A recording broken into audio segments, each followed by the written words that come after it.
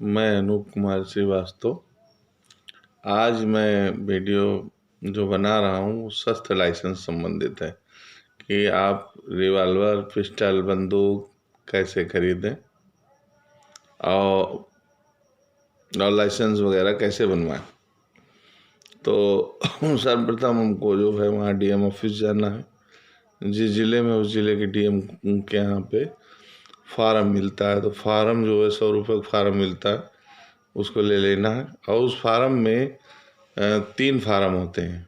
एक फार्म जो है पुलिस रिपोर्ट का होता है, दूसरा तहसील रिपोर्ट का होता है, तीसरा सिटी मजिस्ट्रेट, एडीएम और डीएम तीनों व्यक्ति की रिपोर्ट लगती है। तो या तो वहाँ पे फार्म पहले लाने के बाद उसको भर लें फार्म को, और उसमें अपने डॉक्यूमेंट्री प्रूफ, तो एड्रेस वेरिफिकेशन, एक एफिडेविट लगाएं कि मैं जो है मेरे ऊपर कोई मुकदमा नहीं कायम है, मेरी शिक्षा दीक्षा यही है, मैं यहाँ रहा हूँ, मैं इस थाना क्षेत्र में रहा हूँ, इतने समय से मैं इस थाना क्षेत्र में, इतने इतने समय मेरा गांव है, ये मेरा व्यवसाय है। जो भी मैं सारे डॉक्यूमेंट भर रहा हूँ या डॉक्यूमेंट लगा रहा हूँ उस फार्म के साथ, वह सर्वथा सत्य एवं सही है, और गलत पाए जाने पर मेरे खिलाफ कार्रवाई की जा सकती है। इस बात का एफिडेविट देने के पश्चात वो सब जितने कागज़ हैं आपके शिक्षा से संबंधित और एड्रेस प्रूफ संबंधित, वो सारे पेपर्स उस फार्म में लगा के, फ़ोटो लगा के और सारा फार्म भर के, और पुलिस रिपोर्ट वाला कॉलम नहीं भरना है, तहसील वाला कॉलम नहीं भरना है, सिटी मजिस्ट्रेट, एडीएम सिटी और डीएम वाला कॉलम नहीं भरना है। बाकी सारी सूचनाएं भरते हुए उसको वहाँ से या तो डीएम ऑफिस में जमा कर दें या फिर डीएम ऑफिस से दस्ती करा लें। दस्ती कराने के बाद सीधे लाके चौकी थाने संबंधित थाने में ले आएँ, और थाने से चौकी चला जाएगा, या तो सीधे चौकी ले आएँ। और नहीं तो अगर दूसरा तरीका ये है कि वहीं डीएम ऑफिस में जमा कर दें, तो वो अपने आप आपकी संबंधित चौकी पे आ जाएगा। संबंधित चौकी में आने के बाद चौकी इंचार्ज जो होगा वो आपकी जांच करेगा, और जांच करने के बाद आपसे सब बातें कि आप कहाँ पोस्टिंग है आपकी, क्या नौकरी करते हैं, कितना पैसा पाते हैं, आपकी इनकम कैसी है, इनकम टैक्स देते या नहीं देते, इनकम टैक्स देते, इनकम टैक्स के पेपर आपके संलग्न है कि नहीं संलग्न है। उसके बाद शिक्षा दीक्षा आपकी क्या है, शिक्षा दीक्षा के पेपर संलग्न है कि नहीं, आप यहाँ इस थाना क्षेत्र में कितने समय तक रह रहे हैं, और इस थाना क्षेत्र के पहले आप किस थाना क्षेत्र में रहते थे, आपका कोई आपराधिक इतिहास है कि नहीं है, पूरी जांच करेगा। यदि आप अभी हाल ही में इस थाना क्षेत्र में रहें, इसके पहले किसी अन्य थाना क्षेत्र में रहते हैं, तो वो जांच वहाँ जाएगी, तो वहाँ के चौकी, थाने और सीओ सर्किल से रिपोर्ट लग के फिर आएगी। और अगर यहीं पे आप रहते हैं काफ़ी सालों से, आपका जो है जवानी यहीं बीती है, तो फिर यहाँ की चौकी की रिपोर्ट पहले लग जाएगी। लगने के बाद संबंधित थाने में चली जाएगी, संबंधित थाने की रिपोर्ट लगने के बाद सीओ चली जाएगी, सीओ के बाद एसपी के यहाँ चली जाएगी, एसपी के बाद एसएसपी के यहाँ चली जाएगी, और एसएसपी की रिपोर्ट लगने के बाद आपकी वो डीएम ऑफिस में आ जाएगी। ये तो पुलिस रिपोर्ट का प्रोसीजर हो गया। और उसके बाद उधर तहसील में एक फार्म जाएगा, उसी से फार्म जो एक निकलता है वो तहसील चला जाता है। तहसील में वो लेखपाल की रिपोर्ट और नायब तहसीलदार की रिपोर्ट और तहसीलदार की रिपोर्ट, तीनों की आख्या लग के वो भी जांच करेंगे। आपके संबंधित जो भी पेपर डॉक्यूमेंट हैं वो आपको उनको भी देने होंगे, उनको भी सारी जानकारी देनी होगी, बतानी होगी, और उसके बाद वो भी रिपोर्ट लग के वहीं वो तीनों फार्म जो है एक ही में कलेक्ट हो जाएंगे। अब आपको सिटी मजिस्ट्रेट के यहाँ पेश होना होगा।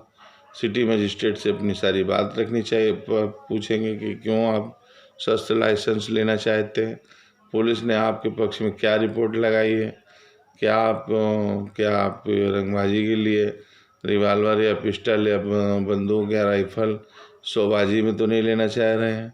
आपको आवश्यकता वास्तव में सुरक्षा की ज़रूरत है, आपकी खेती बाड़ी है, प्रॉपर्टी है, घर मकान है, या आप पैसे वाले इतने व्यक्ति हैं, या आपकी कहीं रंजिश चल रही है, या आपको खेती बाड़ी के लिए जंगल अंगल में जाना पड़ता है, वहाँ रहना पड़ता है, खेती कटने में वहाँ रात में रुकना पड़ता है, या घरेलू कुछ समस्याएं हैं, या दुश्मनी आपकी चल रही है, या आपका क्षेत्र दस्यु क्षेत्र से प्रभावित है, या पहाड़ी इलाका है, खतरनाक एरिया है, तो कई चीज़ों को देखते हुए, पुलिस रिपोर्ट को देखते हुए, आपकी मांग को देखते हुए, जांच आख्या के अनुसार और परिस्थितियों को देखते हुए, यदि ये समझ में आता है सिटी मजिस्ट्रेट को और एडीएम सिटी को और डीएम को, तीनों को ये समझ में आता है कि नहीं, इसको शस्त्र लाइसेंस देने की आवश्यकता है, वास्तव में इसके लिए नितांत आवश्यक है, तो वो शस्त्र लाइसेंस स्वीकार कर देते हैं। वरना जो है वो उसको कह देते हैं उसको कि रिवाल्वर क्यों ले रहा है, इसका कारण क्या, रंगबाजी के लिए रिवाल्वर ले रहा है, या इसकी इतनी इनकम नहीं है, रिवाल्वर किस आधार पर ले रहा है, या उसको शस्त्र लाइसेंस की आवश्यकता नहीं है। तो ये सब चीज़ें रिपोर्ट लगाकर वो खारिज भी कर सकते हैं। और खारिज ना करने की स्थिति में यदि अलाउ कर देते हैं आपका लाइसेंस, वो कभी कभी ऐसा होता, अधिकतर ऐसा होता है कि वो लाइसेंस स्वीकृत करने में टाला मटोली करते हैं। तो कुछ लोगों का अपना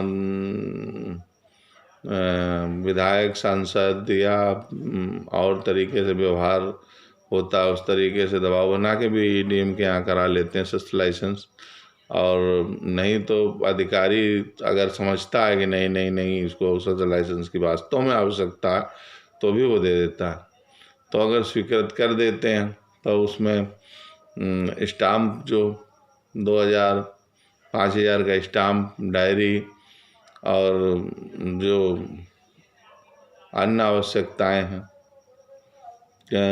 वहाँ की जो फीस वगैरह है, या आर्मी को कोई पैसा थोड़ा हो जाता है, तो वो सब जो है वो अपना देने के बाद वो अपना डायरी आपकी बनाकर लाइसेंस के लिए लिख देते हैं कि शस्त्र लाइसेंस स्वीकृत किया गया।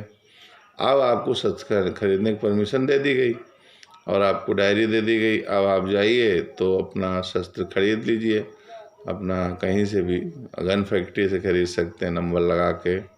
रिवाल्वर है, पिस्टल है, तो ऑर्डिनेंस फैक्ट्री पिस्टल भी बनाती है, रिवाल्वर भी बनाती है, वो 32 बोर बनाती है, और उसके .22 बोर का 8 राउंड का पिस्टल बनाती है, और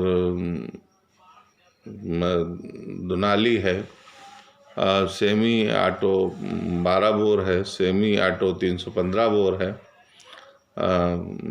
32 बोर पिस्टल है, 32 बोर रिवाल्वर है, .22 बोर रिवाल्वर है।